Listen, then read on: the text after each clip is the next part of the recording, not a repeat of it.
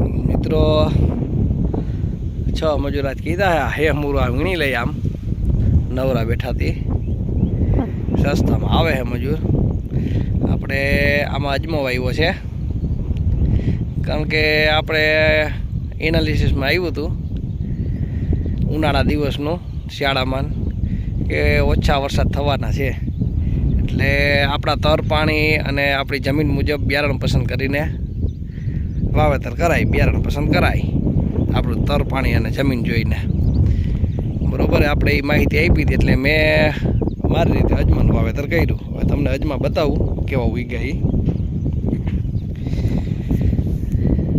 દેખાય. અજમા તો મસ્ત ઉગી ગયા હે, ક્યાંક ઘાટા છે ક્યાંક પારવા છે, હજી પારવવા જો હે. હવે આપણે આમાં એવું કર્યું, પહેલાં આપણે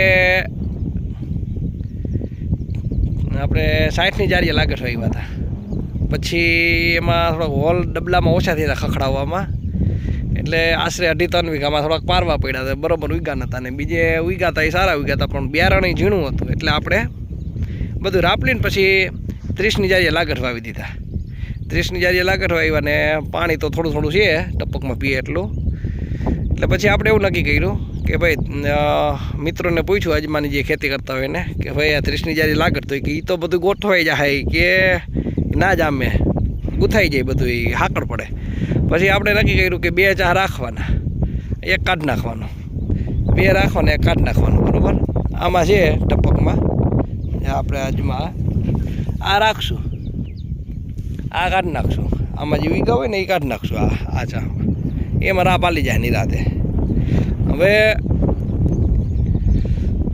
આપણે પાણી તો લગભગ વાંધો નહીં આવે, અજમામાં હા ઓછું જોતું એટલે થઈ જાય. 15-20 દિવસે ટીપા પાડશું, 15-15 મિનિટ હાલે એક વાલમાં તોય થઈ જાય. એટલે આપણે નળીઓ ગોઠવી દીધી છે.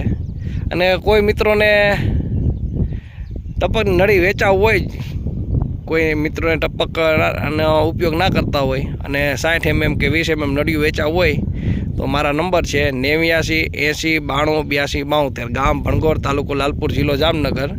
તો કોઈને વેચાવું હોય તો કહેજો, મારે જોઈ છે. તો આ નંબર ઉપર મને મેસેજ અથવા ફોન કરજો. અને હમણાં તમને વરસાદની માહિતી આપું છું કે આવનારા દિવસોમાં ક્યારે પાછો વરસાદ છે.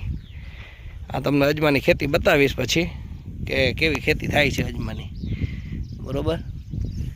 આવું છે ને વરસાદ કંઈ છે નહીં, આમ કરો ધૂળ ઉડે હાવ. આ મોટા ભાઈનો કપાસ છે, એ ટપકમાં દાબે છે, વાદા ખેંચી કરી છે. જે વહેલો આવીને ઉલારો કાઢી જાય એ ભાઈડો હટાણા અમારે બેમાંથી. કાલે આવ્યો તો પાવા એને પાઈ દીધો, હું રહી ગયો. પછી ફોન કરીને કીધું કે ભાઈ મારે પાવું છે 2-4 દી પછી, કે તું પાઈ લેજે 2-4 દી પછી. કે આ એનો કપાસ છે, એનો એમાં નળિયું પાથરી દીધી છે એને. હજી નળિયુંનો ઢગલો પડ્યો જ છે આપણે અહીંયા, હજી નળિયું ના ખૂટે ભાઈ. આ મોટા ભાઈને અહીંયા પડી, આમ પડી, હજી અહીંથી ને ગોપાલભાઈ પાસે લઈ આવ્યો તો એ હજી પડી છે ને, જોવો જોઈએ પડી નડ્યું. હવે આને એક દી ઉખાડવી જોઈએ ને, ગુંદડા ખાઈ જાય છે. અને બાયણે લઈને વીટવી જોઈએ એકાદો મજૂર કરીને. હાલો તમને હવે વરસાદની માહિતી આપું હમણાં ચા બનાવીને, આને આ વિડીયોમાં જ પાછી.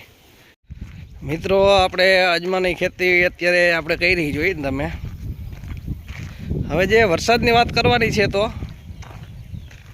આવનારા દિવસોમાં, એટલે કે આ ઓગસ્ટ મહિનાના હવે તો ગણતરીયા દિવસ રહ્યા છે, પછી આવનારા દિવસોમાં વરસાદનું તમને કહું તો કોઈ ખાસ ભારે કે મોટો વરસાદ નથી. હળવા મધ્યમ રેડા ઝાપટા સીમિત વિસ્તારમાં રહેશે. બાકી કોઈ પૂર કાઢે ને નવા પાણી કરે ને નદીઓમાં પૂર જાય, ડેમ ભરાઈ જાય એવો વરસાદ આવતી સપ્ટેમ્બરની 15 તારીખ લગીન એટલે આવતી સપ્ટેમ્બરની 15 તારીખ સુધીનું એનાલિસિસ કર્યું છે. એમાં ક્યાંય ગુજરાત રાજ્યમાં, એમાં સૌરાષ્ટ્રે આવી જાય, ઉત્તર ગુજરાતે આવી જાય, કચ્છે આવી જાય, ઓલ ગુજરાતની વાત કરું તમને, તો આવતી 15 તારીખ સપ્ટેમ્બરની એમાં કોઈ ભારે કે મોટો વરસાદ નથી. એટલે કોઈ કદાચ દેશી કસકાતરાવાળા હોય, કોઈ અનુમાન દેશી દેતા હોય, ઓઠા દેતા હોય, એમાં એમ કહે કે આ તારીખેથી સાર્વત્રિક વરસાદ છે ને આમ થશે ને તેમ થશે. મોડલો એવું કાંઈ દર્શાવતા નથી. એટલે તમે જેના ઉપર મગજ કંટ્રોલ રાખો, જેના ઉપર વિશ્વાસ કરો, તો એ પ્રમાણે તમારે ખેતીકામ આયોજન તમારે જેના ઉપર વિશ્વાસ હોય એનું જોઈને કરવાનું રહેશે. મેં મોડલ આધારિત માહિતી આપી છે તમને કે મોડલો એવું કાંઈ દર્શાવતા નથી. અત્યારે સોશિયલ મીડિયામાં દેશી અનુમાનવાળા વિડીયો બનાવીને ખેડૂતને આપે છે કે આમ થશે તેમ થશે. હવે એને કદાચ કસકાતરામાં આવતું હોય ને એના અભ્યાસ મુજબ હોય, પણ આપણે તો મોડલના અભ્યાસ મુજબ માહિતી આપીએ છીએ દર વખતે, તો તમને ખ્યાલ આવી જતો હોય જે આપણા ફોલોવર છે, આપણે જોતા હોય એને કે શું હોય છે. જેમ આપણે નજીક આવતું જાય છે એમ આપણે તમને માહિતી આપતા જ હોઈએ છીએ. તો ચાલો મિત્રો, મેં તમને કહ્યું એ રીતે છે, કાંઈ છે નહીં. અને કદાચ કાંઈ ફેરફાર થશે આવનારા દિવસોમાં, કદાચ સ્ટ્રોંગ સિસ્ટમ બને અને કાંઈ એવું દેખાશે તો તમારા સમક્ષ ફરી રજૂ થાય છે. હાલ પૂરતું આ મેં તમને માહિતી આપી છે. કદાચ આગળ કાંઈ સુધારો આવશે તો તમારા સમક્ષ ફરીથી રજૂ થાય, પણ હજી કાંઈ સુધારો આવે એવું દેખાતું નથી.